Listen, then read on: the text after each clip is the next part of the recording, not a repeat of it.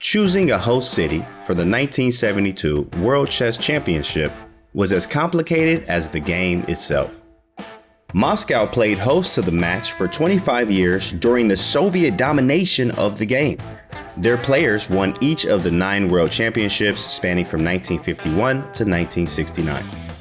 Then, out of nowhere, Bobby Fischer won the 1971 candidates matches, which would catapult chess onto the world stage in the middle of the Cold War. Fischer eviscerated the largely Soviet field, earning him the opportunity to play Boris Spassky for the title. FIDE, under the leadership of Dr. Max Ova, a world champion himself, announced an open bidding process to determine the host city. Bids came pouring in from all over the world. Greece, Canada, Brazil, West Germany, the Netherlands, Yugoslavia, Switzerland, France, Colombia, the United States, Argentina, and of course, Iceland. Bids were generous. The Chicago Convention Bureau offered $100,000, as did Bled, Yugoslavia. The city of Sarajevo bid $120,300, followed by Iceland's offer of $125,000. Argentina, host of the 1971 candidates matches, pledged $150,000, but Belgrade topped the list at $152,000, which is roughly $1 million in today's money. When asked about the bid amounts, Bobby Fischer said they were, quote, "not bad, they'll have to do." Choosing a host city seemed straightforward. However, in no other organized sport did the competitors have as much influence over a venue than in chess. FIDE asked both Fischer and Spassky to submit their host venue preferences by the end of January 1972 and also awarded each player one veto. The reigning world champion, Boris Spassky, nominated Reykjavik, Amsterdam, Dortmund, and Paris, while Fischer nominated Belgrade, Sarajevo, Buenos Aires, and Montreal. Given no overlap on the players' nominations, FIDE gave the players less than a month to agree on a host city. Otherwise, Dr. Ova himself would make the decision. Fischer headed to Iceland to assess it as the potential venue and initially rejected Reykjavik as the host.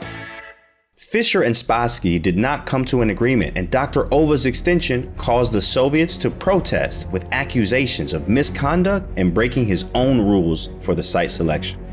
In the spirit of compromise, Dr. Ova announced that half the World Championship match would take place in Reykjavik, Iceland, and the other half in Belgrade, Yugoslavia, the top choices of each player.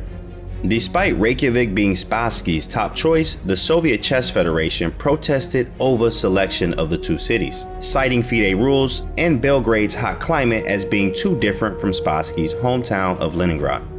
Dr. Ova stated he chose to split the match into two cities because, quote, "there was no possibility the men could agree on a single compromise city."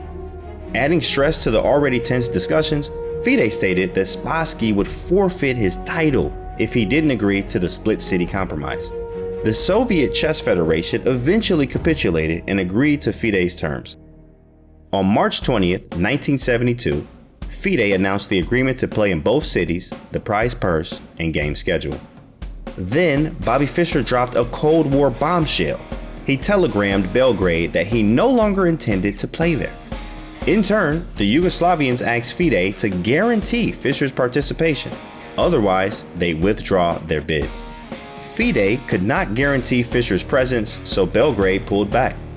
The U.S. Chess Federation quickly responded that the U.S. challenger will meet, quote, "at the negotiated time and place."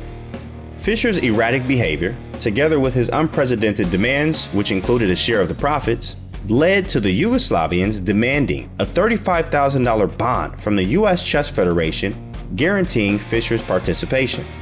The U.S. Chess Federation refused such a guarantee, causing Belgrade to drop out of the match officially. Scrambling to finalize details of the event, scheduled just months later, Dr. Ova suggested the first half of the match be played in Amsterdam. However, the Dutch Chess Federation claimed the match would be too costly.